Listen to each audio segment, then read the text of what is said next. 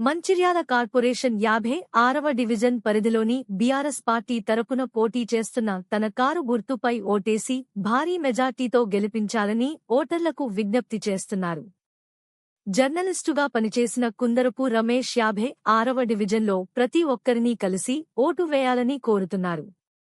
తనను గెలిపిస్తే వార్డులోని సమస్యలను తెలుసుకుని ప్రజలకు అవసరమయ్యే సమస్యలను పరిష్కరించేందుకు కృషి చేస్తానని హామీ ఇస్తున్నాడు.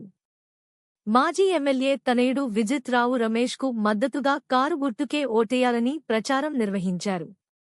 ఓటర్లను కలుస్తూ వ్యక్తిగత సమస్యలు కూడా తెలుసుకుంటున్నారు. తనను గెలిపిస్తే ప్రజల సమస్యలను కౌన్సిల్ ముందు ఉంచి పరిష్కరించడానికి కృషి చేస్తానని చెబుతున్నారు.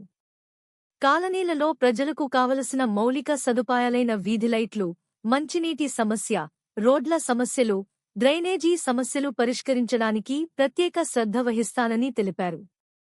కేంద్ర రాష్ట్ర ప్రభుత్వాల ద్వారా వచ్చే సంక్షేమ పథకాలను వార్డులోని అర్హులైన నిరుద్యోగ యువతీ యువకులకు మహిళలకు అందించేందుకు తన వంతు కృషి చేస్తానని తెలిపారు.